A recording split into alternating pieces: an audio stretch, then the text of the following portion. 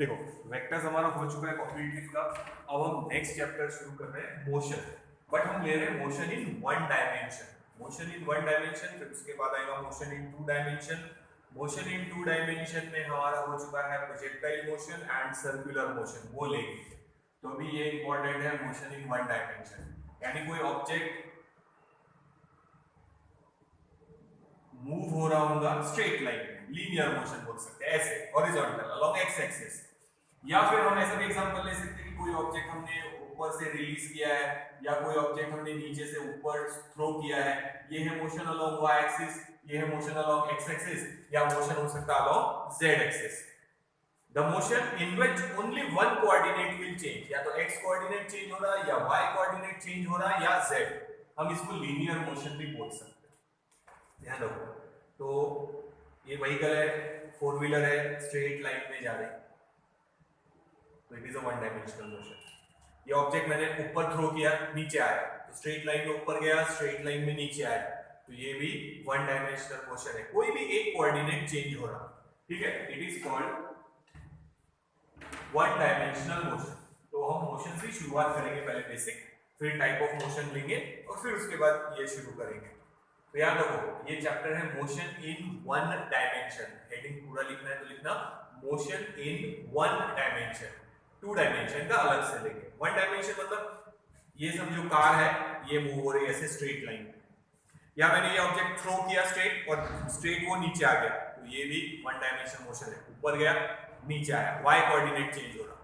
ये ऑब्जेक्ट ऐसे जा रहा स्ट्रेट, एक्स कोऑर्डिनेट चेंज हो रहा, या ऐसे जा रहा स्ट्रेट, वाई कोऑर्डिनेट चेंज हो रहा। तो only one coordinate is changing, it is motion in one dimension. तो सबसे पहले हम लोग कुछ जस्ट बेसिक डेफिनेशन ले लेते हैं। फिर से बोला 11th का एक बेसिक है, ये 11th का चैप्टर है मोशन, तो वो देख लेना आपने, स्टार्टिंग में सब समझाया है। ठीक है, वहीं से आगे कंटिन्यू कर रहे हैं। पहले डेफिनेशन बता रहा मोशन की, फिर डेफिनेशन लेंगे रेस्ट की, ये फर्स्ट ये सेकंड। याद करो हुआ, इसलिए बोल रहा कि ये चैप्टर शुरू करने से पहले अगर आपने ये वीडियो शुरू किया है, नहीं किया है, तो अगर आपने मोशन चैप्टर के नोट्स बनाए होंगे तो वो एक बार पढ़ लो, क्योंकि उसमें के जो ग्राफ है वो हम फिर से रीड्रॉ करने वाले हैं। काइनेमेटिक इक्वेशन जो है वो वापस से लेंगे। तो ये चैप्टर उसी को आगे बढ़ा रहे हैं। वहाँ थोड़ा सा डिटेल में थ्योरेटिकल था, सब लिया। अब यहाँ कुछ एक्स्ट्रा पॉइंट होंगे तो वो भी बताएंगे, तो वो आपने सब ध्यान से देखना है। What is motion? A body is said to be in motion if it changes its position with respect to surrounding objects. ये थोड़ा सा लॉजिक समझना जरूरी है। समझो ये ट्री है, कार मैंने यहां पार्क कर दी, तो ट्री से डिस्टेंस है उसका सपोज 10 मीटर, वो वहीं खड़ी है, आगे नहीं जा रही, तो मैं क्या बोलूंगा? The car is at rest. तो मैंने एक फ्रेम ऑफ रेफरेंस कोऑर्डिनेट्स, ठीक है। थर्ड डेफिनेशन हम वही लेंगे, frame of reference. Motion study करने के लिए हम फ्रेम ऑफ रेफरेंस फिक्स करते। इन शॉर्ट हम क्या फिक्स करते? सम कोऑर्डिनेट्स, कुछ कोऑर्डिनेट फिक्स कर लेते मोशन स्टडी करने के लिए। जैसे यहां मैंने ये ट्री फिक्स कर लिया कि मैं गाड़ी पार्क करके गया था, ट्री के नीचे वहीं खड़ी है, तो मतलब गाड़ी का मोशन नहीं। बट अगर कार यहां है और हम इसको मूव कर रहे, ड्राइव कर रहे, तो यहां से हम आगे जा रहे, तो पहले था डिस्टेंस 10 मीटर, फिर हो गया 11, 12, 13 एंड सो ऑन, यानी हम ट्री से दूर जा रहे हैं, मतलब हम काय में है? मोशन में। ठीक है, तो मोशन स्टडी करने के लिए कुछ कोऑर्डिनेट फिक्स करने पड़ेंगे। जैसे मैं मूव कर रहा, ये कैसे पता चलेगा?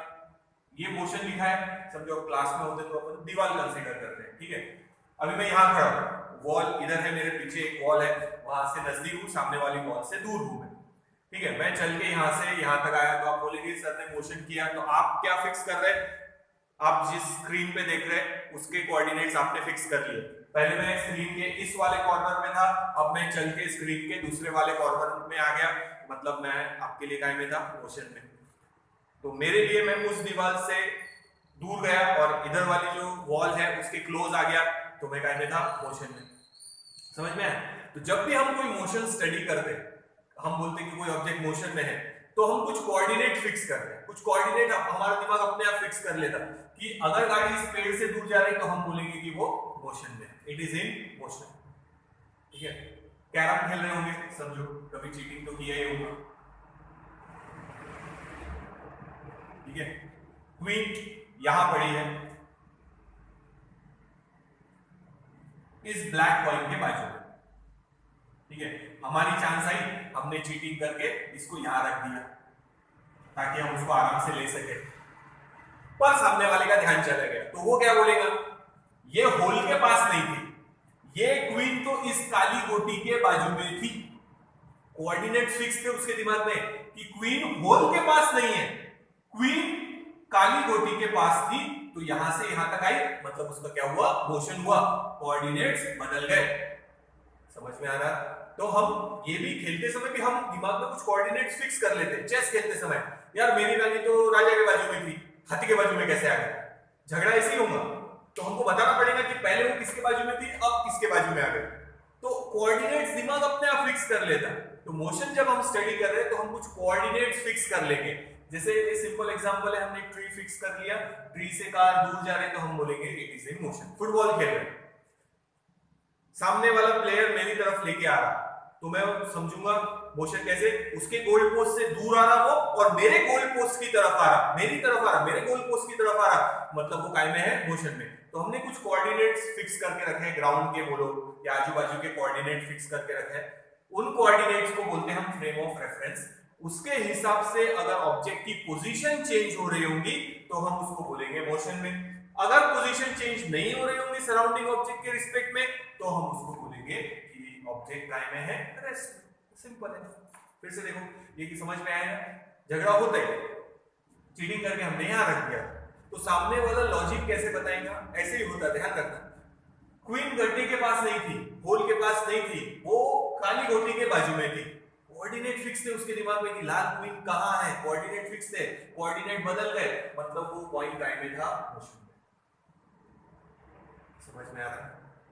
ये एग्जांपल याद रखो।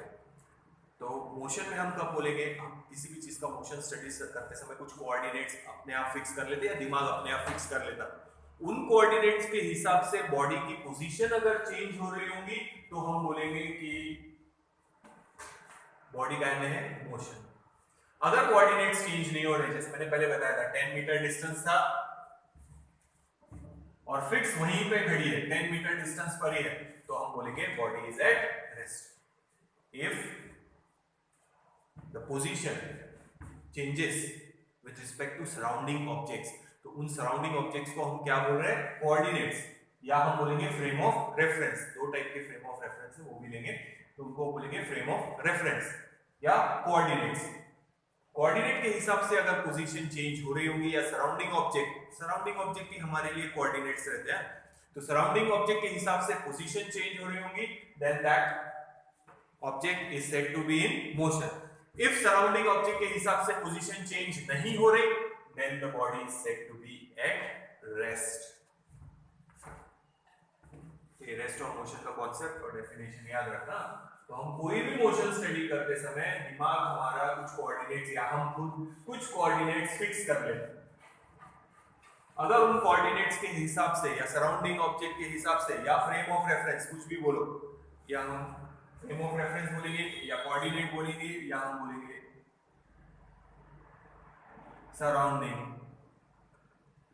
ऑब्जेक्ट्स, इनके हिसाब से अगर पोजीशन बदल रही होंगी तो ऑब्जेक्ट है मोशन में, और इनके हिसाब से अगर पोजीशन नहीं बदल रही होंगी तो हम बोलेंगे body is at rest.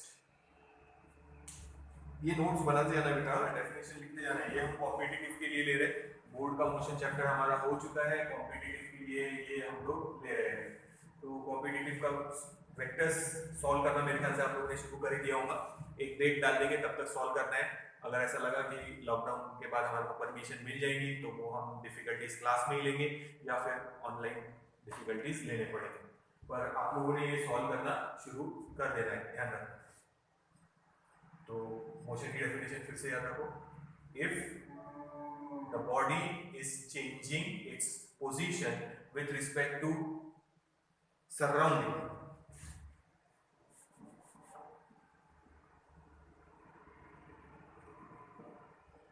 surrounding objects, then it is surrounding coordinates या frame of reference भी बोल सकते हैं। If the body is changing its position with respect to surrounding objects, then it is said to be in motion.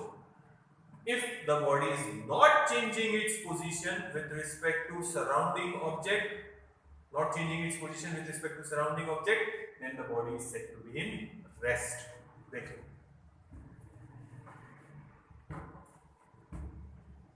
Frame of reference हम लेंगे definition बाद में, पहले इसका थोड़ा सा समझा देता रेस्ट और मोशन पे। ये याद रखना बिफोर एंड रेस्ट और मोशन की डेफिनेशन देखते हैं। तो याद रखना जब हम मोशन स्टडी करते हैं तो हम कुछ कोऑर्डिनेट्स फिक्स कर लेते हैं, उन कोऑर्डिनेट्स को हम बोल सकते हैं फ्रेम ऑफ रेफरेंस या सराउंडिंग ऑब्जेक्ट्स बोल सकते हैं। तो सराउंडिंग ऑब्जेक्ट के हिसाब से अगर पोजीशन बदल रही होंगी तो मोशन है, और अगर पोजीशन नहीं चेंज हो रही तो रेस्ट में। एक चीज इंपॉर्टेंट याद रखो आगे कि motion is a relative term, ये इंपॉर्टेंट है ना, रिलेटिव टर्म है। किससे रिलेटेड है? It is related to observer, जो देख रहा उसके लिए। इसका एग्जांपल समझाया, फिर से समझा दो, ध्यान देना। तो याद रखो मोशन एक रिलेटिव टर्म है, रिलेटिव टर्म है। किससे रिलेटेड है? ऑब्जर्वर से। सपोज ट्रेन में है दो लोग, ठीक है, ये पहली सीट, ये सामने वाली दूसरी सीट। यहाँ एक इंसान बैठा है, यहाँ एक इंसान बैठा है, और ये हमारा ट्रेन का पूरा डब्बा है। ये तो सो गए, ठीक है, यस। और ट्रेन मूव हो रही है, ट्रेन मूव हो रही है, ट्रेन मोशन में है, पर मैं ऑब्जर्वर हूं। मेरे लिए जो सामने वाला पैसेंजर है वो काय में है? रेस्ट में। क्यों रेस्ट में है? सराउंडिंग ऑब्जेक्ट क्या है? अपने खिड़की है या कुछ सामान पड़ा हुआ वो है, या मेरे और उसके बीच में का डिस्टेंस है। मैं ये खिड़की पे बैठा हूं, वो सामने वाली खिड़की में बैठा है, तो मेरे लिए वो काय में है? रेस्ट में। भले पूरी ट्रेन मूव हो रही, ठीक है, ट्रेन मूव हो रही, पर हम एक दूसरे के लिए रेस्ट में, because we are moving with same speed. मैं उसके साथ कार्ड्स खेल सकता, या पानी शेयर कर रहा, या फूड शेयर कर रहा, तो हम लोग शेयर कर सकते, क्योंकि हम दोनों एक दूसरे के लिए काय में है? रेस्ट में है। इसलिए बोल रहा कि ये रिलेटिव मोशन है। किससे रिलेटेड है? ऑब्जर्वर से। तो अगर मैं इसको देखूं या ये मेरे को देखे, तो हम दोनों एक दूसरे के लिए क्या है? रेस्ट में है, क्योंकि हमने जो फ्रेम ऑफ रेफरेंस या कोऑर्डिनेट्स या सराउंडिंग ऑब्जेक्ट फिक्स किए वो ट्रेन की बोगी है, या वो खिड़की है, या सीट है, या जो भी हमने फिक्स किया होगा वहां पे, उसके हिसाब से हम दोनों की पोजीशन चेंज नहीं हो रही। हम जाते वहीं आमने सामने, तो we both are at rest for each other. अगर ऑब्जर्वर रेलवे लाइन के बाजू में खड़ा है, ऑब्जर्वर अंदर था, हम उसको यहां से हटा के बाहर खड़ा कर रहे हैं, तो ऑब्जर्वर बाहर आ गया, तो उसके लिए जैसे ये एक पोस्ट है, समझो रेल पोस्ट, तो ट्रेन क्रॉस करके उसको आगे जा रहे हैं, तो इसके लिए वो पूरी की पूरी ट्रेन और ये पैसेंजर भी काय में है? मोशन में।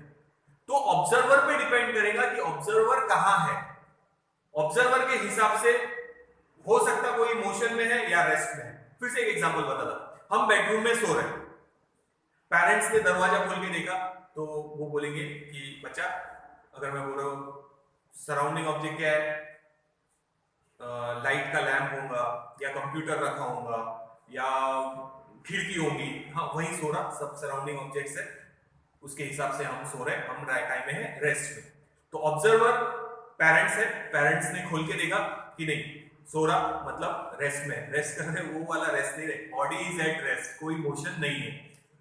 अब इसी बेडरूम को अगर कोई एलियन देखेगा, बाहर से एलियन देख रहा, सपोज दूरबीन से बोलो या क्या बोलेंगे, टेलीस्कोप से देख रहा, ठीक है, तो टेलीस्कोप से देख रहा, तो हम मोशन में ही है, क्योंकि हम अर्थ पे है, अर्थ मूव हो रही। तो पहले जैसे ट्रेन में दो ऑब्जर्वर थे, वैसे अभी दो ऑब्जर्वर जो अर्थ मूव हो रही उस पे थे, पेरेंट्स भी उसी पे थे, और जो हम स्टूडेंट है सो रहे वो भी हम एक ही जगह है, तो दोनों एक साथ में मूव हो रहे थे, जैसे मूविंग ट्रेन में थे। तो मैं उनके लिए रेस्ट में, वो मेरे लिए रेस्ट में। बट अगर इसी अर्थ को कोई बाहर दूसरे प्लैनेट से देखे, तो अर्थ गोल घूम रही, तो हमारा बेडरूम भी गोल घूम रहा, डेफिनेटली हम भी अर्थ के साथ गोल घूम रहे हैं, तो वी आर इन मोशन।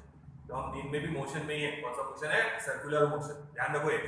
तो इसीलिए हम बोलते हैं कि motion is a relative term. Train का एग्जांपल इजी है, लिख लेना कि when we are moving in a train the fellow passengers कैसे अपीयर होंगे? एट रेस्ट, बिकॉज हमने जो कोऑर्डिनेट फिक्स किए हैं वो ट्रेन की बोगी है, उसके हिसाब से उनका डिस्टेंस चेंज नहीं हो रहा। But for some another observer which is standing outside the train on the railroad side या ट्रैक साइड पे खड़ा है, for him both the person and the train is in motion।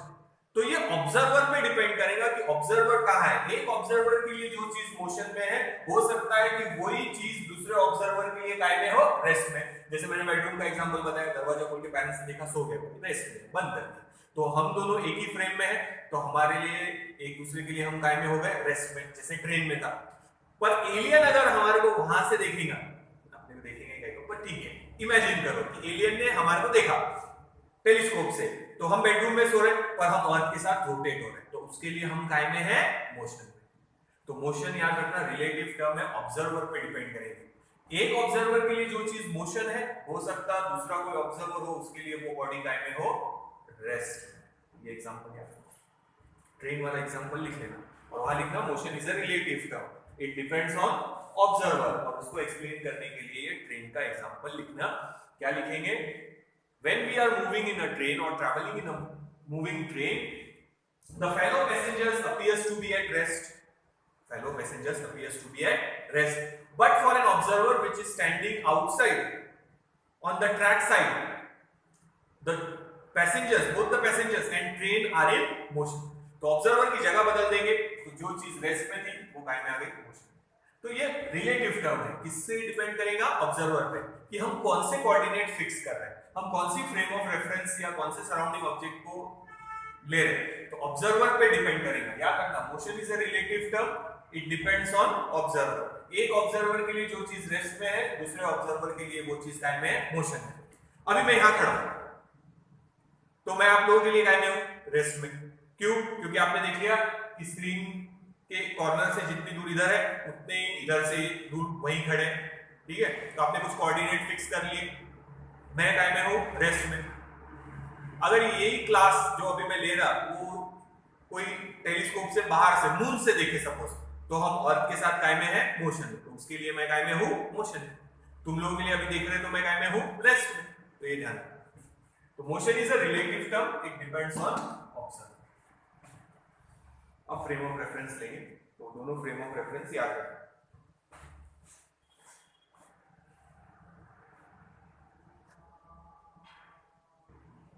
अब देखो, फ्रेम ऑफ रेफरेंस ले रहे, दो type के फ्रेम ऑफ रेफरेंस है।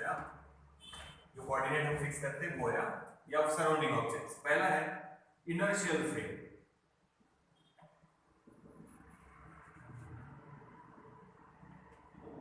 ऑफ रेफरेंस, और दूसरी है non inertial frame of reference.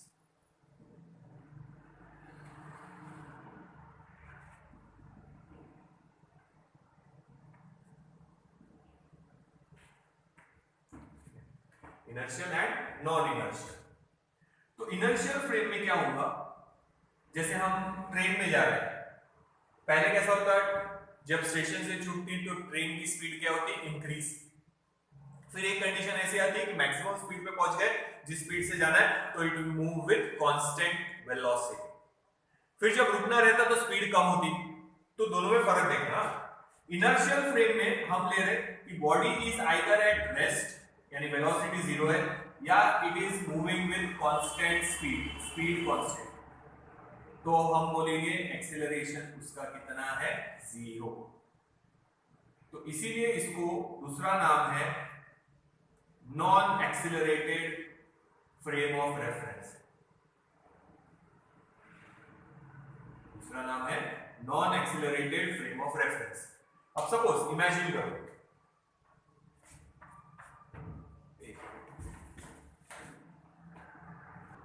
तो देखो फिर से, इनर्शियल फ्रेम ऑफ रेफरेंस मतलब non accelerated frame, acceleration zero है। या तो बॉडी जिसमें हम है, जैसे बस में या ट्रेन में मैं हूं, वो या तो उसकी वेलोसिटी जीरो है या it is moving with constant speed, तो एक्सेलरेशन कितना हो गया? जीरो। समझना ध्यान से। अगर ट्रेन रुकी हुई है और मेरे हाथ में दो ग्लास है पानी से भरे हुए, ठीक है, किसी ने बोला पीछे जाके देके आ जाओ, बस में है या ट्रेन में है, समझो बस में है सपोज, तो मैं सामने हूँ, पानी ले जाके पीछे देना है, बस रुकी हुई है, तो मैं आराम से जाऊंगा और ग्लास देके वापस आ जाऊंगा, पानी गिरने वाला नहीं है। अगर सेम केस कांस्टेंट स्पीड से बस जा रही है, यानी स्पीड कम ज्यादा नहीं हो रही, तो हम जाएंगे वाटर देके आ जाएंगे, ठीक है। बट अगर मान लो मैंने पानी के 2 ग्लास लिए, अब मेरे हाथ पकड़ने के लिए कुछ नहीं है, मेरे हाथ में पानी के ग्लास है। अब अगर सामने वाले ने स्पीड में जा रहा है बस और एकदम से ब्रेक लगा दिया, एकदम से ब्रेक लगाया, तो डेफिनेटली अपन गिरने वाले हैं, ठीक है। समझ लो बस ये डायरेक्शन में जा रही है और मैं वही डायरेक्शन में पानी के ग्लास लेके खड़ा हूं, एकदम से ब्रेक लगा दिया, तो लोअर पार्ट जो बस के कांटेक्ट में है वो तो रुक गया, बट अपर पार्ट अपना मोशन कंटिन्यू करेगा और मैं गिर जाऊंगा सामने, ठीक है। तो वो है हमारी नॉन इनर्शियल फ्रेम। या फिर मैं ग्लास लेके खड़ा हूं, बस वाले ने बस रुकी हुई है और एकदम से स्पीड बढ़ाया, तो मैं पीछे गिर जाऊंगा, इसको हमने नाम दिया था इनर्शिया। पहला था inertia of motion, lower part जो बस के कांटेक्ट में है, बस रुक गई तो लोअर पार्ट में रुक गया, बट अपर पार्ट जो हेड है it will try to continue its motion, तो हमको फॉरवर्ड जर्क लगेगा। बस रुकी हुई है, एकदम से स्पीड बढ़ाया, तो लोअर पार्ट जो बस के कांटेक्ट में है वो तो आगे चला गया, हेड वहीं रहने की कोशिश करेगा, तो हमको लगेगा बैकवर्ड जर्क, इसको बोलते हैं इनर्शिया ऑफ रेस्ट, ठीक है। ये हुआ इनर्शिया हमारा।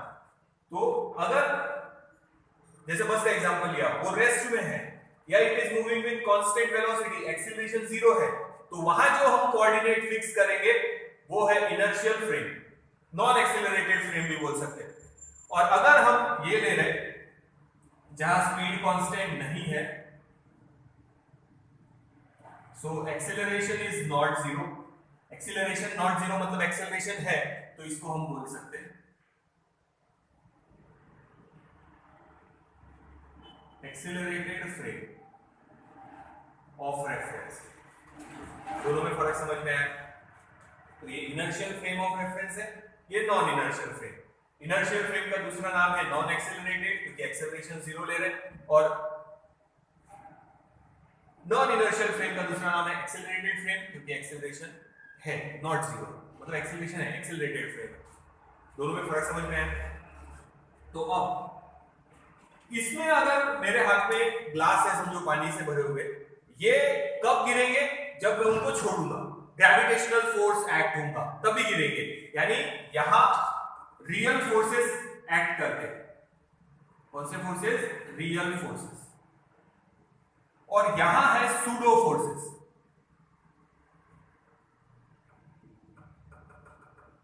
सूडो फोर्स फिर से सुन लो एक बार, सूडो फोर्स क्या रहता है? Imaginary force. देखो फिर से सुनना, हम बस में बैठे हैं, ये हमारा लोअर पार्ट बस के कांटेक्ट में, ये हुआ है हमारा फ्रेम ऑफ रेफरेंस। फिर भी एक बार बता देता ध्यान, ये लोअर पार्ट हमारा बस के कांटेक्ट में, अपर पार्ट जो है वो बस के कांटेक्ट में नहीं है, बस एक कांस्टेंट स्पीड से आगे बढ़ रहे, ठीक है। तो हम कौन सी फ्रेम में अभी? Inertial frame, acceleration 0। बट बढ़ते बढ़ते उसने एकदम से ब्रेक लगा दिया बस वाले ने, तो लोअर पार्ट जो है वो तो रुक गया, बट अपर पार्ट अपना मोशन कंटिन्यू करेगा। ये हो रहा because of inertia of motion, यानी बॉडी ने अपना मोशन कंटिन्यू किया, उसको नाम है इनर्शिया ऑफ मोशन। तो लोअर पार्ट तो बस के साथ रुक गया जो उसके कांटेक्ट में था, बट अपर पार्ट ने अपना मोशन कंटिन्यू किया इनर्शिया की वजह से या इनर्शिया ऑफ मोशन की वजह से, तो उसको फॉरवर्ड जर्क लगा। वहां कोई फोर्स नहीं है, किसी ने धक्का नहीं मारा कि जा बस रुकी आगे जा, नहीं, किसी ने पुश नहीं किया है, कोई फोर्स एक्ट नहीं हो रहा। बट न्यूटन्स लॉ अगर लगाने हैं तो वहां एक इमेजिनरी फोर्स कंसीडर करेंगे, that imaginary force is called pseudo force, that imaginary force is called pseudo force. P silent है, नहीं तो SEUDO कर देंगे, सूडो फोर्स, पी साइलेंट है।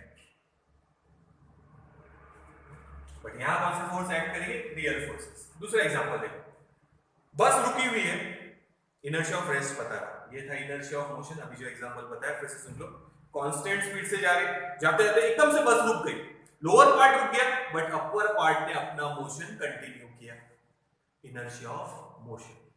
कोई फोर्स एक्ट नहीं हुआ, पर फिर भी बॉडी आगे गई है। क्यों गई है? क्योंकि उसने जस्ट अपना मोशन कंटिन्यू किया, इसको बोलते हैं इनर्शिया ऑफ मोशन, इनर्शिया है मोशन का, मोशन कंटिन्यू किया तो कोई फोर्स नहीं है। बट हमको अगर न्यूटन्स लॉ इस फ्रेम में अप्लाई करने हैं कि उसका डिस्प्लेसमेंट कितना हुआ, सामने गया और कितना गया, तो हम उसके लिए एक इमेजिनरी फोर्स कंसीडर करेंगे। That imaginary force is called pseudo force. दूसरा देखो, इनर्शिया ऑफ रेस्ट, बॉडी रुकी हुई है बस के साथ, ठीक है, बस एकदम से चलने लगी तो लोअर पार्ट तो बस के साथ चला गया, बट अपर पार्ट ने अपना रेस्ट वाली पोजीशन कंटिन्यू किया, it will try to remain in the state of rest, उसको बोलते हैं इनर्शिया ऑफ रेस्ट। और हम वहीं रह गए, हेड वहीं रह गया, तो हमको कौन सा जर्क लगेगा, बैकवर्ड जर्क। एक चीज और याद रखो, इसमें लिख रहे हैं, यहां लिख सकते हैं, यहां थर्ड, इसमें हम लगा सकते हैं न्यूटन्स लॉ। अगर जिस फ्रेम को हमने कंसीडर किया है वहां वेलोसिटी कांस्टेंट है या जीरो एक्सेलरेशन नहीं है, तो हम न्यूटन्स लॉ अप्लाई कर सकते हैं, force is equal to mass into acceleration वगैरह अप्लाई कर सकते हैं। पर हम यहां न्यूटन्स लॉ अप्लाई नहीं कर सकते।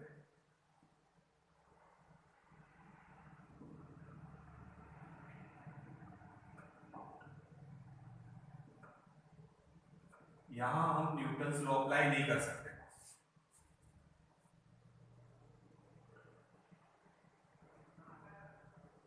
अगर आपको न्यूटन्स लॉ अप्लाई करने हैं तो आपको एक इमेजिनरी फोर्स कंसीडर करना पड़ेगा, उस इमेजिनरी फोर्स को नाम दिया है सूडो फोर्स। यहां आप न्यूटन्स लॉ अप्लाई कर सकते हैं। ये दोनों फ्रेम में डिफरेंस याद रखो, पहला वेलोसिटी जीरो या वेलोसिटी कांस्टेंट है तो एक्सेलरेशन जीरो हो गया, इसीलिए इसका दूसरा नाम है नॉन एक्सेलरेटेड फ्रेम या इनर्शियल फ्रेम ऑफ रेफरेंस। यहां रियल फोर्स एग्जिस्ट करेंगे और आप न्यूटन्स लॉ अप्लाई कर सकते हैं। Non inertial frame accelerated frame है, वेलोसिटी इज नॉट कांस्टेंट तो acceleration is not zero, acceleration है वहां पे। यहां आप न्यूटन्स लॉ अप्लाई नहीं कर सकते। अगर आपको न्यूटन्स लॉ अप्लाई करने हैं तो जहां फोर्स नहीं था, इनर्शिया की वजह से जो फॉरवर्ड या बैकवर्ड जर्क लगा वो जगह लगा था हमारे को, तो यहां हम लेंगे एक pseudo force, that pseudo force, ठीक है, इमेजिनरी फोर्स। तो न्यूटन्स लॉ अप्लाई करने हैं तो सूडो फोर्स कंसीडर करना पड़ेगा, अदरवाइज इस फ्रेम में आप न्यूटन्स लॉ अप्लाई नहीं कर पाएंगे। तो ये दोनों फ्रेम में फर्क याद रखो, डिस्टिंग्विश बिटवीन जैसे लिख लेना। तो जब हम मोशन के लिए कुछ कोऑर्डिनेट्स फिक्स करेंगे तो उन कोऑर्डिनेट्स को नाम दिया inertial frame, non inertial frame. Yes, तो ये कंडीशंस याद रखो, ये सही। तो दो टाइप के फ्रेम ऑफ रेफरेंस है, देखिए नोट डाउन कर रहे, समझ में आया होगा। इनर्शिया मतलब जो बॉडी रेस्ट में है वो रेस्ट में ही कोशिश करेगी रहने की, और जो बॉडी मोशन में है वो मोशन में रहने का कोशिश करेगी जब तक हम एक्सटर्नल फोर्स नहीं लगाते। तो बस वाला एग्जांपल याद रखो, मूव हो रहे कांस्टेंट स्पीड से, बस एकदम रुक गई, तो ये जो हेड है जो किसी के कांटेक्ट में नहीं है बस के पार्ट के, तो वो अपना मोशन कंटिन्यू करेगा इनर्शिया की वजह से, इसको बोलते हैं इनर्शिया ऑफ मोशन। हमको लगेगा फॉरवर्ड जर्क, बस वाले ने एकदम से ब्रेक लगा दिया। टू व्हीलर में भी होता, हम पीछे बैठे हैं, हमारा ध्यान नहीं है, सामने वाले ने एकदम से ब्रेक लगाया तो हम उसके ऊपर जाके गिर जाएंगे, वही लॉजिक है।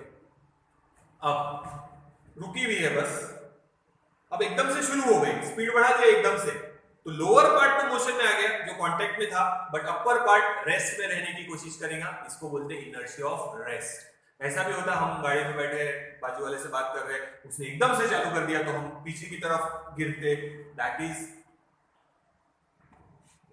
Accelerated motion. हमको कौन सा जर्क लगा, बैकवर्ड जर्क। तो वहां कोई फोर्स नहीं है, इनर्शिया की वजह से हुआ है वो।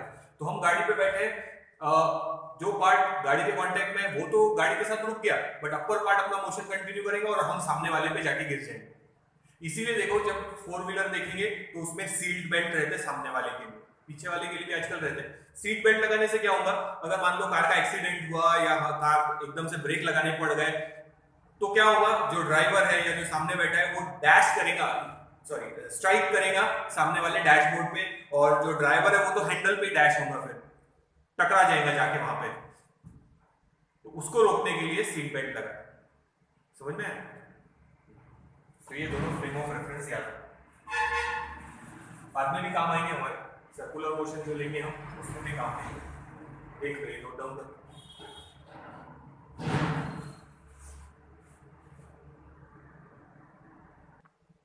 ठीक है, तो ये नोट डाउन कर लेना आपने। और याद रखना जब हम कोऑर्डिनेट फिक्स करते हैं तो दो टाइप के हैं, inertial frame, non inertial frame.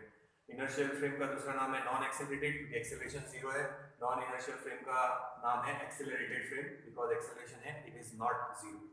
यहाँ न्यूटन्स लॉ अप्लाई कर सकते हैं, यहाँ न्यूटन्स लॉ अप्लाई नहीं कर सकते क्योंकि कोई फोर्स ही नहीं था, इनर्शिया की वजह से हुआ जो हुआ। तो हम एक इमेजिनरी फोर्स कंसीडर करेंगे वहां पे। अगर न्यूटन्स लॉ लगाने हैं तो that imaginary force is called pseudo force, T silent है सूडो फोर्स।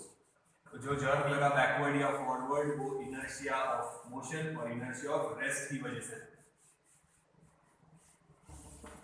तो अलग अलग टाइप के मोशन है, अभी जब ले रहे हैं हम लोग उसके जैसे एक एग्जांपल बता देता टाइप ऑफ मोशन इस चैप्टर के हिसाब से। हाँ, डिस्टिंग्विश करना है मोशन को तो अलग अलग है, सर्कुलर मोशन है, ऑसिलेटिव मोशन है, वाइब्रेशनल मोशन है, वो अलग अलग। अभी हम इस चैप्टर के हिसाब से दे रहे हैं। अभी यहाँ हम लेने वाले टाइप्स ऑफ मोशन में पहले हम लोग ले रहे हैं वन डायमेंशनल मोशन, यानी हम ऐसे लिखेंगे one dimensional motion.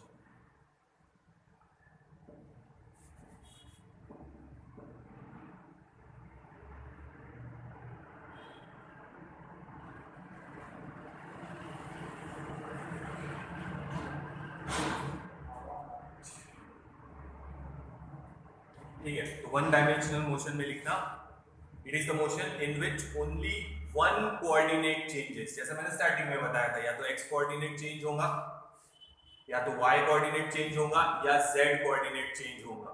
Only one coordinate of the system changes, coordinate system का एक कोई तो भी कोऑर्डिनेट चेंज होगा। So it is called one dimensional motion. Example में लिख सकते हैं फ्रीली फॉलिंग बॉडी, एग्जांपल बताया था, या लिख सकते हैं bus moving in a straight line. तो only one coordinate of the system changes, याद रखना। तो ये है motion in a straight line.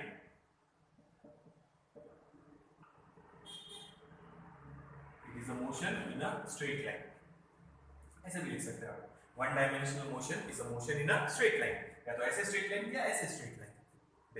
Only one coordinate of the system changes, कोई तो भी एक कोऑर्डिनेट चेंज होगा, या एक्स या वाई या जेड, कोई भी एक कोऑर्डिनेट चेंज होगा। और ये एग्जांपल, ठीक है, याद रखना। टू डायमेंशनल मोशन, या शॉर्ट में उसको 2D मोशन भी बोल सकते हैं, पूरा लिख सकते चाहे तो।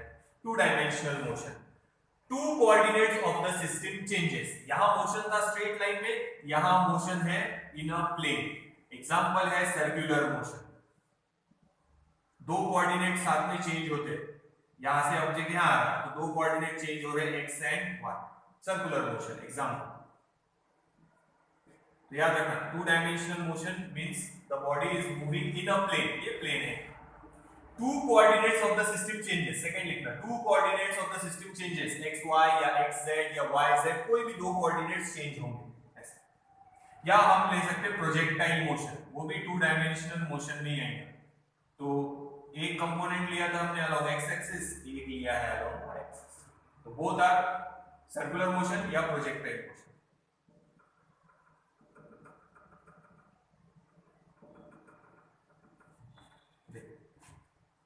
तो one dimensional motion is also known as a motion in straight line, motion straight line में है, only one coordinate of the system is changing. ठीक है, एग्जांपल था bus moving in a straight line या freely falling body. Second, two dimensional motion, it is the motion in a plane, एक plane में है।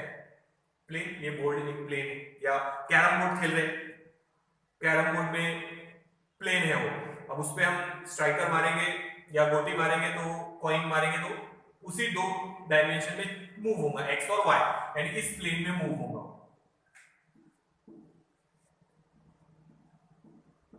यहां से हमने कॉइन हिट किए, इधर या इधर या इधर ऐसे मूव हो गए, तो दो कोऑर्डिनेट्स चेंज होंगे एक्स एंड वाई। तो मेन एग्जांपल ये याद रखो circular motion and projectile motion. तो जब हमारा चैप्टर ये वन डायमेंशनल मोशन खत्म हो जाएगा तो हम टू डायमेंशनल मोशन लेंगे, जिसमें हम पहले लेंगे सर्कुलर मोशन वाला पार्ट और फिर हम लेंगे प्रोजेक्टाइल मोशन वाला पार्ट, अलग अलग। तो वो टू डायमेंशनल मोशन हो गए। तो two dimensional motion is a motion in a plane. Second point लिखना, two coordinates of the system will change. और थर्ड पॉइंट में एग्जांपल लिखना, circular motion and projectile motion. देखो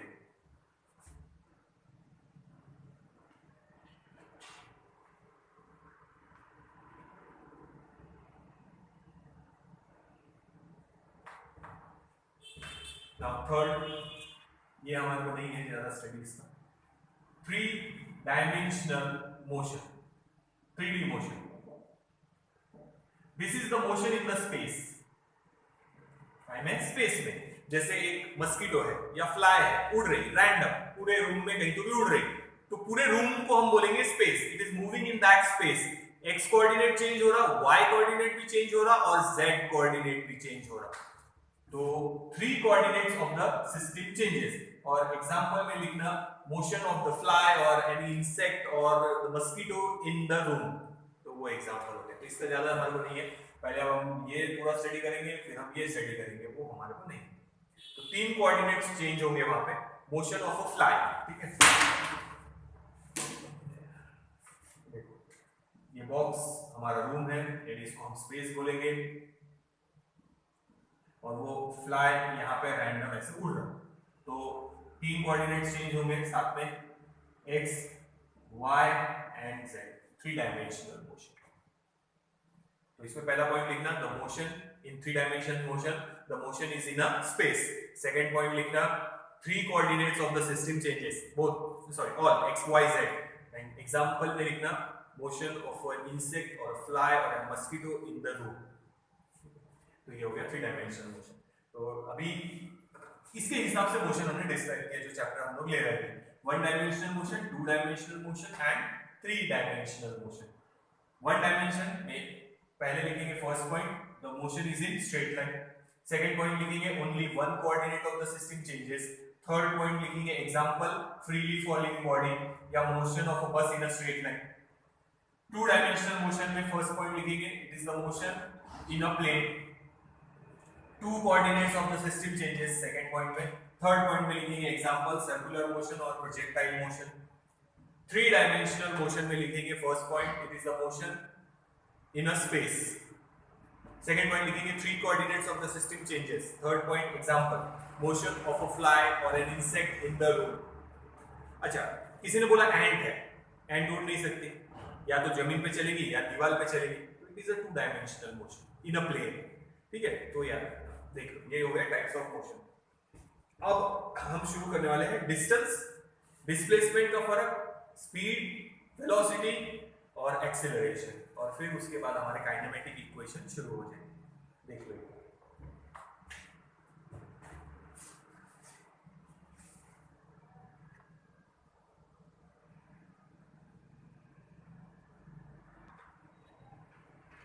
ये आप लोग नोट डाउन कर लेना.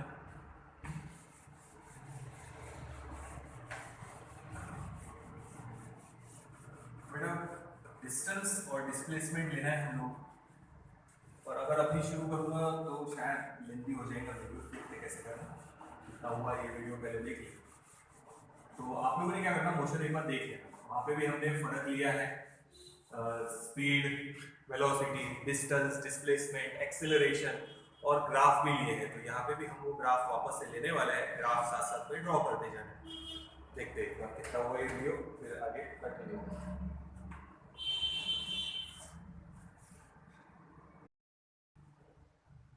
देखो डिस्टेंस और डिस्प्लेसमेंट कंटिन्यू कर ही लेते इसी वीडियो में.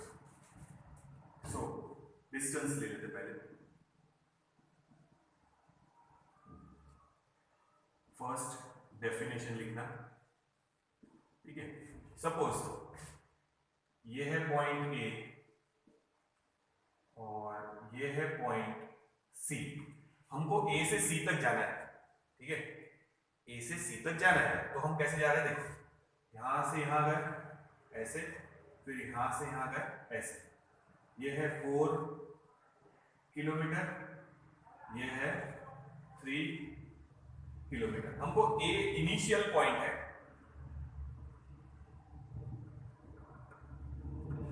और ये फाइनल पॉइंट है. ठीक है, तो हमको यहां से इनिशियल पॉइंट ए से सी पॉइंट तक जाना है. तो हम ऐसे गए पहले इधर, ये 90 डिग्री, फिर हम पलट के इधर गए, हम सी तक पहुंच गए. तो डिस्टेंस लिखते समय हम लिखेंगे व्हाट इज डिस्टेंस. डेफिनेशन लिख रहे हैं, फर्स्ट पॉइंट में डेफिनेशन लिखना. It is the actual path, जो एक्चुअल पाथ हमने ट्रैवल किया है during the motion. It is the actual path travelled by the body during the motion. Direction का कोई काम नहीं है, पाथ बोल रहे हैं, खाली लेंथ गिनने वाले हैं। तो अभी किसी ने पूछा डिस्टेंस कितना है, तो हम डिस्टेंस लिखेंगे 3 + 4 इट इज 7 किलोमीटर। ये मिल गया हमारे को डिस्टेंस। ठीक है, फिर से लिखना, हेडिंग सबसे मेन डालना, ये तो चैप्टर का नाम है वो नहीं, पहले लिखना डिस्टेंस पूरा लिखना एंड डिस्प्लेसमेंट, ये हो गई मेन हेडिंग। अब ये चैप्टर की हेडिंग है, इसको नहीं, ये मेन हेडिंग हो गई अभी जो शुरू कर रहे हैं उसका।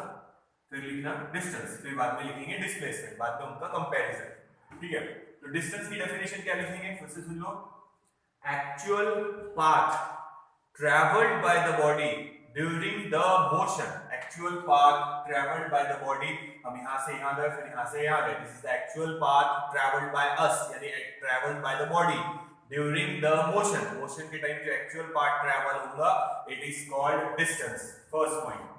सेकंड पॉइंट लिखना, it is a scalar quantity, distance is a scalar quantity.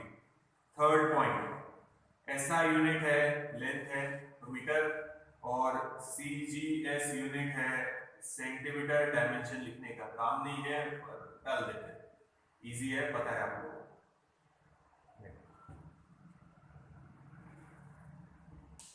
और फोर्थ पॉइंट में ये कर देना example, we have to go from A to C, we have moved from A to B and then from B to C। ठीक है, so distance will be, ये answer है 3 + 4 = 7 kilometre. देखिए, it is a scalar quantity, याद रखना। फिर उसके बाद लिखेंगे डिस्प्लेसमेंट के बारे में, और फिर बाद में हम उसका लेंगे कंपैरिजन, डिस्टेंस और डिस्प्लेसमेंट का कंपैरिजन लेंगे। तो याद रखना, ये मेन पॉइंट है, यूनिट तो सेम ही रहेगा। ये मेन पॉइंट है कि डिस्टेंस हम बोल रहे हैं स्केलर क्वांटिटी है ना, सो मैग्नीट्यूड दिया है, खाली डायरेक्शन की कोई जरूरत नहीं है। Actual path traveled by the body during the motion, actual path traveled by the body during the motion is called distance। ठीक है, अब चलते हैं डिस्प्लेसमेंट में। ये हटा देते और ये हेडिंग हटा देते।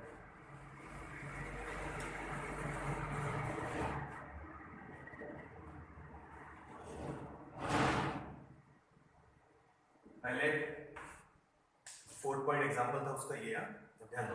अब हम ले रहे हैं डिस्प्लेसमेंट। पहले डेफिनेशन लिखेंगे, डिस्प्लेसमेंट की डेफिनेशन लिखेंगे हम लोग, डायरेक्ट डिस्टेंस। कौन सा distance? Direct distance. Direct word में डिस्टेंस ही वापर है, उसमें डायरेक्शन कैसे देंगे वो ध्यान रखना। Direct distance between initial and final position, initial और फाइनल पोजीशन में का direct distance in a given direction. तो डिस्टेंस भी बोल दिया और साथ में डायरेक्शन आ गई, तो वो बन गया डिस्प्लेसमेंट। ठीक है, तो डायरेक्शन भी हम मेंशन कर रहे हैं, कौन सी डायरेक्शन में लेना है, इन अ गिवन डायरेक्शन। तो इसको हम बोलेंगे ये है वेक्टर क्वांटिटी। यूनिट और डायमेंशन तो वही रहेंगे, वो प्रॉब्लम नहीं है, पर मैग्नीट्यूड भी आ गया और डायरेक्शन भी। फिर से सुनना, डिस्प्लेसमेंट डायरेक्ट ज्वाइन कर लो इनिशियल और फाइनल पॉइंट को इन गिवन डायरेक्शन, जो डायरेक्शन है उसमें। जैसे हम इधर से इधर क्यों नहीं ज्वाइन किया, ए सी से ए, देखो ज्वाइन करने को तो हम ऐसे भी कर सकते, ये हो गया हमारा ज्वाइन। एरो हमने इधर क्यों नहीं दिया, क्योंकि हम जिस डायरेक्शन में गए हमको ए से सी जाना है, तो डायरेक्शन वो रखना है हमारे को इन द गिवन डायरेक्शन। तो हमने ए पॉइंट से हमारे को सी पॉइंट तक जाना था, तो हमने डायरेक्शन वो रखी है, ये देखो ये डायरेक्शन हो गई ए टू सी। तो ये डिस्टेंस था। डिस्टेंस में हम चाहे तो ऐसे लिख भी सकते थे कि हमने क्या किया है वहां पे A B plus B C. ठीक है, ध्यान देना। फिर से डेफिनेशन वापस से सुनना एक बार। ये इनिशियल पॉइंट है, इनिशियल से फाइनल पॉइंट तक डिस्टेंस ड्रॉ कर लो, डायरेक्ट डिस्टेंस। ये हो गया हमारा यहां से यहां तक डायरेक्ट डिस्टेंस। और डायरेक्शन कौन सी देंगे, जैसे हमको जाना था ए से सी तक, तो वही डायरेक्शन देना इन दैट गिवन डायरेक्शन। तो मैग्नीट्यूड भी हो जाएगा और डायरेक्शन भी। तो फिर से सुनना, ठीक है, सुनो ये डेफिनेशन यहां वापस से बता देता डिस्प्लेसमेंट की। The direct distance between initial and final position, direct distance लेना है between initial and final position in a given direction, it is called displacement. Second point, it is a vector quantity. Unit तो वही रहेंगे, याद रखो ये vector quantity है। ठीक है, अब देखो एग्जांपल यही रखेंगे, कैसे सॉल्व करेंगे। देखो ये है हमारा वेक्टर P, ये है हमारा Q, ये है रिजल्टेंट। सो मैग्नीट्यूड निकाल रहे हैं, AC vector is equals to vector AB plus vector BC। तो हम AC का आंसर ऐसे निकालेंगे, magnitude direct P square plus Q square यानी 3 स्क्वायर प्लस 4 स्क्वायर। याद है ना, ये पहला vector, suppose this is P and this is Q। ये मैग्नीट्यूड ये डायरेक्शन, ये मैग्नीट्यूड ये direction, this is vector Q, ये रिजल्ट है। तो P square plus Q square दोनों के बीच में एंगल 90 है, तो ट्वाइस PQ cos थीटा नहीं आएगा उसमें। तो ये हो जाएगा 9 प्लस 16 यानी आएगा √25 यानी 5 किलोमीटर। तो ये AC का मैग्नीट्यूड हो गया और डायरेक्शन हमने यहाँ दिखाई है, तो इसका मैग्नीट्यूड आएगा 5 किलोमीटर और ये हो गई उसकी डायरेक्शन। तो किसी ने पूछा इस एग्जांपल में, अब फोर्थ एग्जांपल आप लोगों ने ये डायग्राम और यहाँ से यहाँ तक लिखना है, साथ में ये भी लिख लेंगे तो चल जाएगा, कोई प्रॉब्लम नहीं है। तो डिस्टेंस आया कितना 7 किलोमीटर, बट डिस्प्लेसमेंट है 5 किलोमीटर। अगर हम यहाँ से यहाँ गए और यहाँ से यहाँ गए, उसकी जगह हम डायरेक्ट यहाँ से यहाँ पे भी पहुंच जाते तो result would have been same. तो हमको कितना ट्रैवल करना पड़ेगा distance 5 kilometre in this direction. ठीक है, तो ये हो गया डिस्प्लेसमेंट। तो डिस्टेंस और डिस्प्लेसमेंट हो गया first point, second point, third point. और ये एग्जांपल फिर से डायग्राम बनाना और ये लिख लेना 5 किलोमीटर कैसे निकाला, वेक्टर रूल के हिसाब से निकाला, क्योंकि ये वेक्टर क्वांटिटी है। डायरेक्ट पाइथागोरस भी लगा सकते थे पर वेक्टर रूल लगा दिया हमने। देखो कंपैरिजन में और एक दो एग्जांपल सीधे हमारे ध्यान में आ जाएगा। ये हुआ है हम लोग का distance and displacement. Note down करो, कंपैरिजन लेते फिर इसको, comparison between distance and displacement. Next heading डालना comparison between distance and displacement. ये नोट डाउन करो। अब देखो, अब हेडिंग डालना comparison between distance and displacement. अब एक एक पॉइंट कंपैरिजन के लेके, तो ये डिस्प्लेसमेंट बेटा देते हैं। डिस्प्लेसमेंट क्या था, AC, या ये हमारा डिस्प्लेसमेंट AC। ठीक है, तो अब हेडिंग डाला आप लोगों ने comparison between distance and displacement. ये रखते डायग्राम,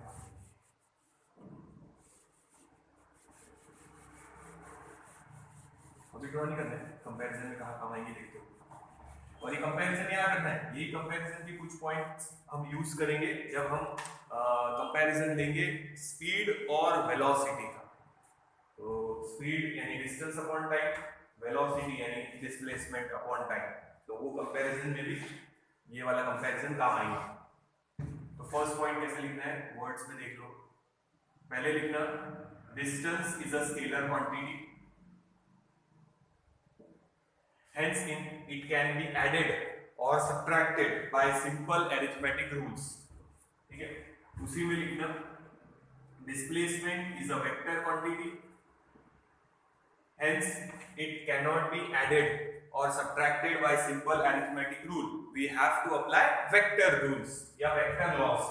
ठीक है, तो ये एक फर्स्ट पॉइंट हो गया। नाउ सेकंड पॉइंट फिर से सुन लेना, एक बार फिर बोल देना। देखो, distance is a scalar quantity, hence it can be added or subtracted by simple arithmetic rule। Displacement is a vector quantity, hence it cannot be added or subtracted by simple arithmetic rule, we have to apply vector laws।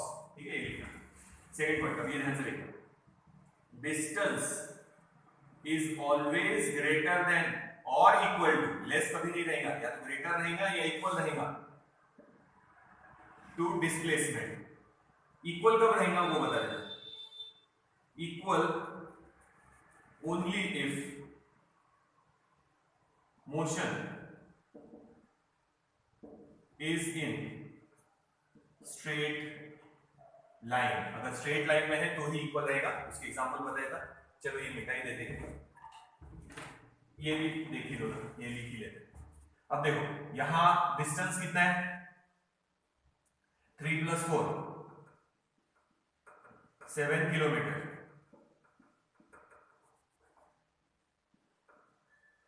ठीक है, और displacement कितना आया था 5 kilometre. तो यहां पे भी पता चला distance is greater than displacement. याद रखना distance is always greater than displacement. Equal भी दिया है पर इक्वल सिर्फ तभी रहेगा जब मोशन कौन सी लाइन में रहेगा, स्ट्रेट लाइन में। When motion is in straight line. अरे आप लोगों ने पूरा लिखना, मैंने एसटी कर दिया स्ट्रेट लाइन को, ठीक है। तो ये एग्जांपल हो गया, ये मिटा देते जब चाहिए रहेगा फिर ड्रॉ कर लेंगे। स्ट्रेट लाइन का बता देते, ये एक एग्जांपल हो गया। सेकंड पॉइंट में एक और देखो, वही एग्जांपल को कन्वर्ट कर लेते हैं ऐसे A, this is B and this is C point. तो ये है पहला 3 किलोमीटर, ये है 4 किलोमीटर। मोशन स्ट्रेट लाइन में गए हैं, हम ए से सी तक ही गए हैं। अभी जो एग्जांपल था उसमें 90 डिग्री एंगल पे मूव किए थे हमने, अब स्ट्रेट लाइन में ही है। तो किसी ने पूछा डिस्टेंस कितना है, तो हम लिखेंगे 3 + 4 इट इज 7 किलोमीटर। डिस्प्लेसमेंट कितना है इनिशियल और फाइनल पॉइंट के बीच में, तो वो भी हम लिखेंगे 7 किलोमीटर।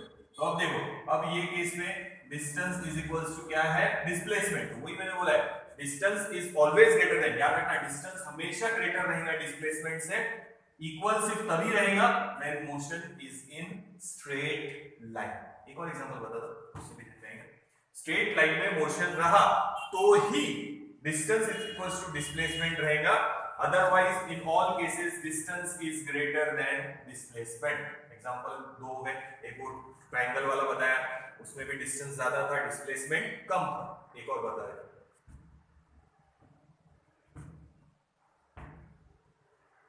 ठीक है, इसको मिटा दें।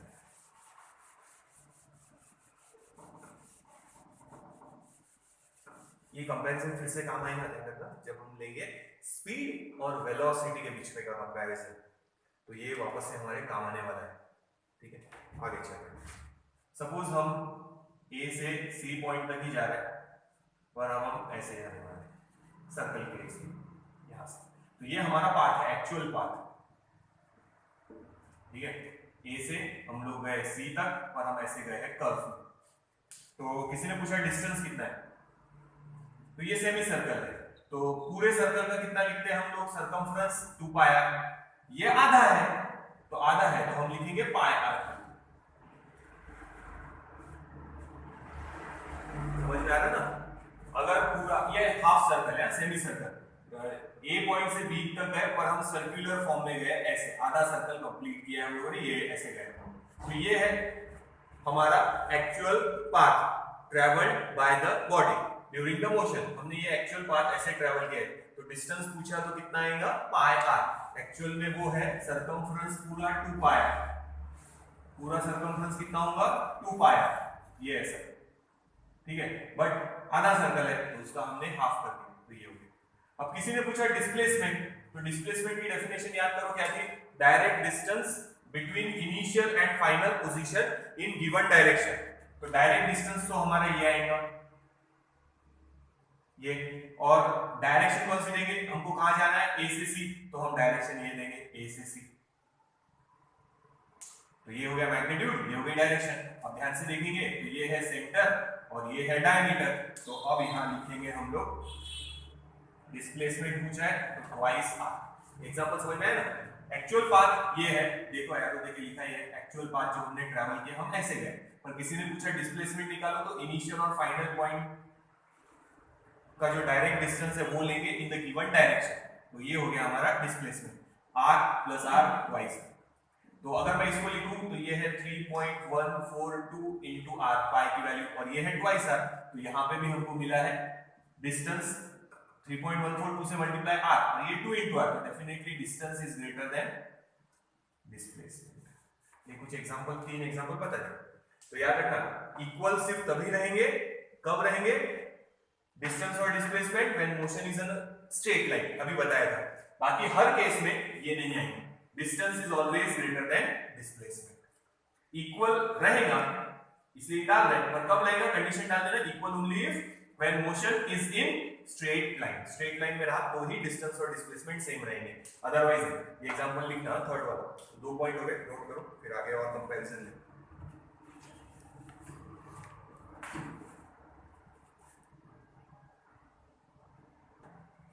चलो नेक्स्ट लेते हैं।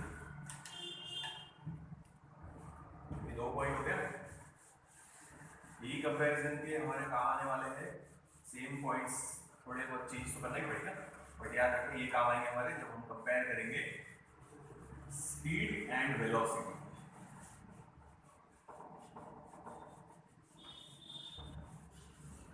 थर्ड पॉइंट ले क्या लिखना है, वर्ड्स जो है वो सुनो, फिर एग्जांपल समझा दूंगा।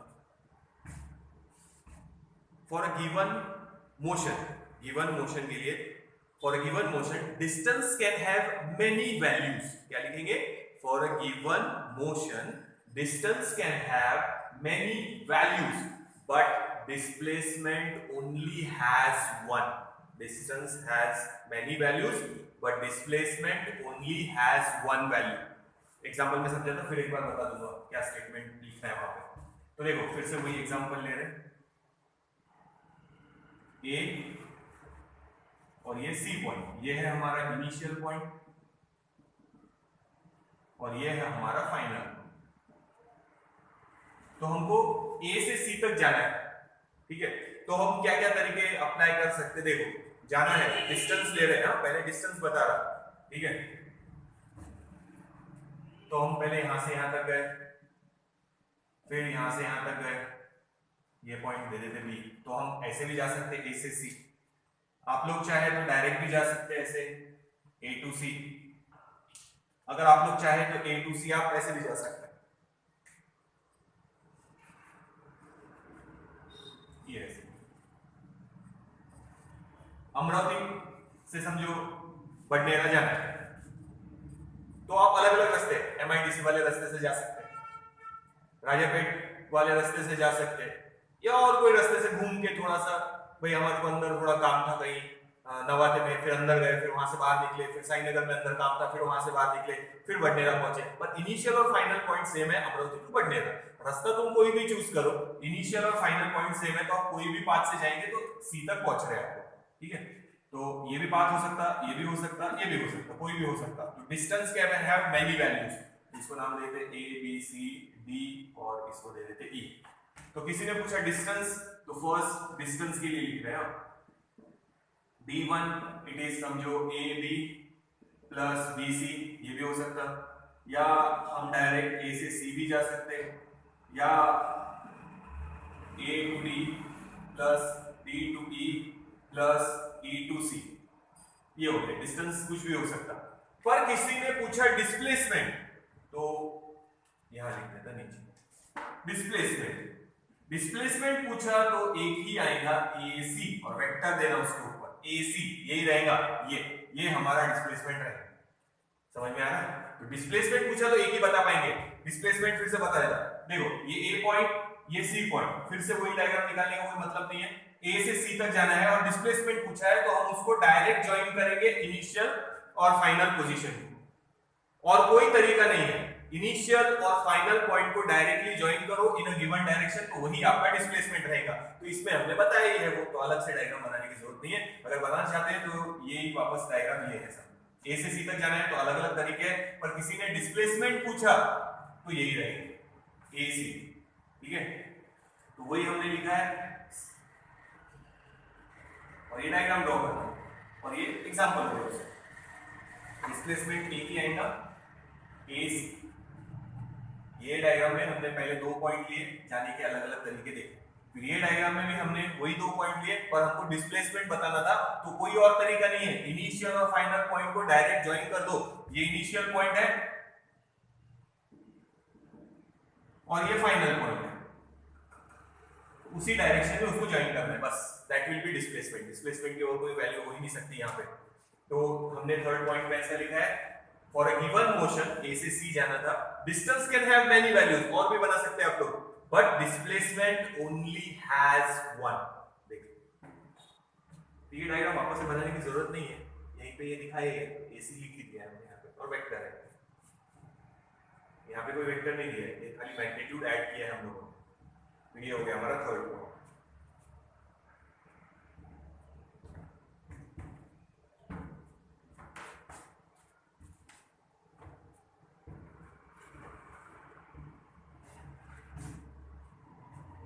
ठीक है, थर्ड पॉइंट हो गया। Fourth point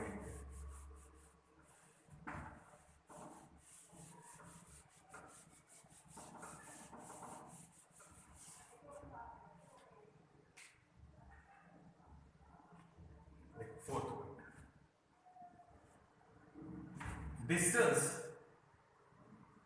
is always greater than zero. अगर मोशन है तो distance is always greater than zero, ठीक है, distance is always greater than zero, greater than zero. Motion हो रहा तो distance is always greater than zero, but displacement can be positive, zero और negative, क्योंकि ये वेक्टर क्वांटिटी है, zero भी हो सकता है। देखो ध्यान दो, सर्कुलर मोशन का एग्जांपल ले लेते हैं। हमने यहां से शुरू किया, ये हमारा इनिशियल पॉइंट है, एक सर्कल कंप्लीट करके हम वापस उसी पॉइंट पे आ गए, ये हमारा फाइनल पॉइंट। अच्छा सी लिख रहे हैं अभी तक हम हमेशा सी, तो ये इनिशियल पॉइंट वही वापस से फाइनल पॉइंट है। तो किसी ने पूछा डिस्टेंस कितना है, डिस्टेंस बोलेंगे हम लोग सर्कमफ्रेंस 2 पाई r। बट किसी ने पूछा डिस्प्लेसमेंट कितना है, तो हम लिखेंगे जीरो, क्योंकि जहां से शुरुआत हुई थी वही वापस आ गए, वही इनिशियल पॉइंट है, वही फाइनल पॉइंट है। तो हम डायरेक्ट क्या ज्वाइन करेंगे, कुछ नहीं, जहां थे वहीं आ गए। ऐसा भी एग्जांपल हो सकता कि हम पहले ए से बी गए 4 किलोमीटर और बी से वापस ए पे आ गए, तो किसी ने पूछा डिस्टेंस कितना ट्रेवल किया, भाई घर से निकले मार्केट तक, मार्केट से वापस घर आ गए, तो 4 + 4 हम कितना जाके आए 8 किलोमीटर, पर जहां थे वही वापस आ गए। तो किसी ने पूछा डिस्प्लेसमेंट कितना है, जीरो। तो याद रखना distance is always greater than zero. अगर मोशन है तो डिस्टेंस हमेशा ग्रेटर देन जीरो ही रहेगा, but displacement can be positive, negative और जीरो। ये बता दिया, देखो जीरो का एग्जांपल, या ये भी याद रख सकते हैं, पर ये लिखो इन वन, यहां लिखना in one rotation distance is 2 pi r and displacement is zero. और ये डायग्राम बनाना, ठीक है। दूसरा देखते हैं, और समझिए coordinate, X coordinate, Y coordinate. हम ओरिजिन से इधर गए 10 मीटर डिस्टेंस था, तो किसी ने पूछा डिस्टेंस कितना है 10 मीटर। फिलहाल स्ट्रेट लाइन में है तो डिस्प्लेसमेंट भी कितना आएगा 10, पर साथ में लेंगे हम लोग i, एक्स एक्सिस के अलॉन्ग वेक्टर क्वांटिटी ना, तो डिस्प्लेसमेंट वेक्टर फॉर्म में अगर बताएंगे तो it can be written as 10i। पर अगर इधर ड्रॉ करें हम लोग, इसको हटा देते हैं यहां से, इधर ड्रॉ किए वो पॉइंट उतने ही डिस्टेंस पे 10 मीटर, तो होगा क्या, डिस्टेंस तो उतना ही है, डिस्टेंस पे डायरेक्शन का कोई काम नहीं है, इधर लो या इधर लो 10 मीटर ही है। पर अब किसी ने डिस्प्लेसमेंट पूछा तो हम लिखेंगे -10i, नेगेटिव एक्स एक्सिस की तरफ है, तो डिस्प्लेसमेंट अब आएगा -i, माइनस है डायरेक्शन, एक्स एक्सिस पे इधर प्लस है, इधर माइनस है, प्लस जे माइनस जे, तो ये डिस्प्लेसमेंट नेगेटिव है। नेगेटिव पॉजिटिव तो पहला जो बताया था वो पॉजिटिव था, जीरो का एग्जांपल हो गया, ये नेगेटिव। तो distance is always greater than zero, यानी हमेशा पॉजिटिव ही रहेगा, याद रखना। ग्रेटर देन जीरो का मतलब हमेशा पॉजिटिव ही रहेगा, ठीक है। But displacement can be positive, zero और नेगेटिव। वो एग्जांपल भी आएगा, नोट डाउन कर लो।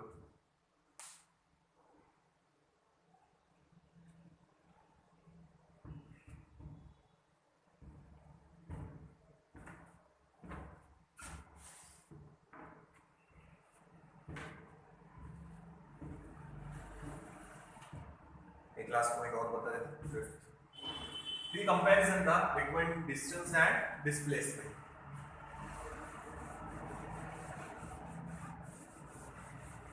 एक और पॉइंट बता रहा हूं,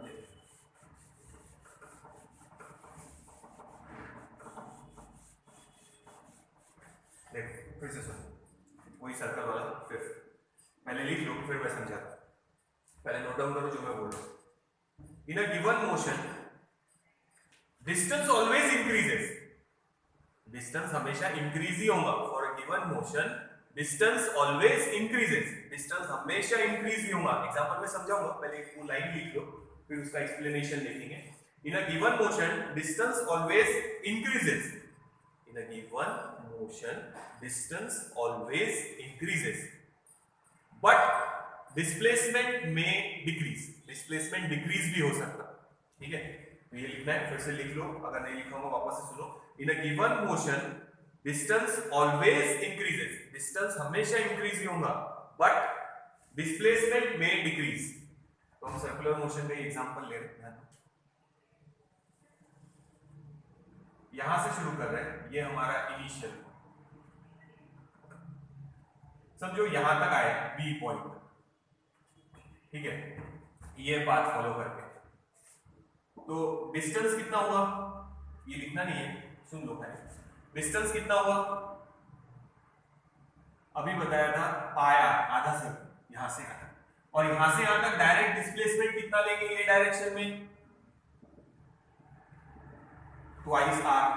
अभी समझाया था एग्जांपल पर हमने पूरा नहीं निकाला था, आधा निकाला था, ठीक है। ये हो, तो देखो ये हमारा हो गया from A to B, A to हम लोग गए बी। फिर से देखना, हम ये पाथ फॉलो करके यहां से यहां तक आए, हमने हाफ ड्रॉ किया था, तो ये एग्जांपल हुआ है, यहां से यहां आए हैं तो सर्कमफ्रेंस का हाफ यानी पाया डिस्टेंस। डिस्प्लेसमेंट हमने यहां से यहां डायरेक्ट ज्वाइन कर दिया, तो ये हो गया ट्वाइस आर, ठीक है। अब मान लो हम आगे गए, पूरा ले रहे ए टू सी, यानी हम यहां से यहां आए फिर वापस यहां से यहां आ गए, तो ये हटा देते, ये है हमारा वापस से सी पॉइंट, ए टू सी, यानी जहां थे वहीं वापस आ गए। तो अब किसी ने पूछा डिस्टेंस कितना है, तो हम बोलेंगे सर्कमफ्रेंस पूरा 2 पाया। पर अब किसी ने पूछा डिस्प्लेसमेंट कितना है, तो हम बोलेंगे 0, क्योंकि जिस पॉइंट पे थे वहीं वापस आ गए, यही इनिशियल पॉइंट है, अब यही फाइनल पॉइंट है। अगर इनिशियल और फाइनल पॉइंट एक जगह है तो क्या डायरेक्ट ज्वाइन करेंगे, कुछ नहीं, तो डिस्प्लेसमेंट। तो देखो जब हम यहां से यहां तक आए तो डिस्टेंस इंक्रीज हुआ, डिस्प्लेसमेंट भी इंक्रीज हुआ, बट जब हम वापस यहां से आए तो डिस्टेंस तो इंक्रीज हो रही बट डिस्प्लेसमेंट की वैल्यू कितनी हो गई, 0। इसीलिए हम लोगों ने लिखा है वहां पे, फिर से एक बार लिख लो, स्टार्टिंग में 5th पॉइंट की हेडिंग में लिखना वहां पे वापस, in a given motion distance always increases, distance हमेशा इंक्रीज होगा, बट डिस्प्लेसमेंट में डिक्रीज। में वर्ड इसलिए यूज कर रहे हैं क्योंकि स्ट्रेट लाइन अगर मोशन में जा रहा है तो डिस्टेंस के साथ डिस्प्लेसमेंट भी क्या होगा, इंक्रीज, क्योंकि दोनों सेम रहेंगे। बट अगर स्ट्रेट लाइन मोशन नहीं है तो डिस्प्लेसमेंट में डिक्रीज, ठीक है। तो याद रखो, ये एग्जांपल हो गया, डायग्राम पर से देखो, तो पहले ए टू बी तक बताया, फिर ए टू सी, तो डिस्टेंस की वैल्यू तो इंक्रीज ही हो रही बट डिस्प्लेसमेंट की वैल्यू इंक्रीज हुई पहले और फिर डिक्रीज, 0। यहां से यहां तक इंक्रीज, फिर यहां से वापस पहुंचे तो 0 हो गई, यानी डिक्रीज हुई। तो ये याद रखना, क्या लिखा है हमने इस पॉइंट पे, फॉर अ गिवन मोशन, फिर ये लिखना, डायग्राम बना के लिख लेना लगे, for a given motion distance always increases, distance हमेशा इंक्रीज ही होगा, for a given motion distance always increases, but displacement में डिक्रीज, बट डिस्प्लेसमेंट में डिक्रीज, ठीक है। अगर किसी ने पूछा 5 रोटेशन कंप्लीट हुए तो डिस्टेंस निकालो, तो डिस्टेंस आएगा 5, एक रोटेशन में कवर हो रहा है 2 पाया, ये वो इंक्रीज ही होते जाएगा, समझ में आ रहा है ना, इनटू 5 कर दिया। अब किसी ने डिस्प्लेसमेंट पूछा तो यहां से 1, फिर 2, फिर 3, फिर ये 4 और ये 5, जहां थे वहीं पहुंच रहे फाइनली, तो फिर से ये 0, तो ये इंक्रीज होता ही रहेगा बट डिस्प्लेसमेंट में डिक्रीज। तो यहाँ पे ये हमारा कंपैरिजन हो गया, तो याद रखना ये कंपैरिजन पढ़ लेना एक बार और अच्छे से लिख लेना डिस्टेंस और डिस्प्लेसमेंट का, क्योंकि इसके बाद हम जो कंपैरिजन लेंगे वो लेंगे स्पीड और वेलोसिटी का, उसमें ये पॉइंट काम आएगा, क्योंकि स्पीड का फॉर्मूला है डिस्टेंस अपॉन टाइम और वेलोसिटी का फॉर्मूला है डिस्प्लेसमेंट अपॉन टाइम। तो ये हमारा एक पार्ट कंप्लीट हो गया, मोशन इन वन डायमेंशन का, displacement and displacement, sorry distance and displacement. फिर हम लेंगे स्पीड एंड वेलोसिटी, फिर एक्सेलरेशन और फिर काइनेमेटिक इक्वेशंस। नेक्स्ट वीडियो में आगे बात करेंगे।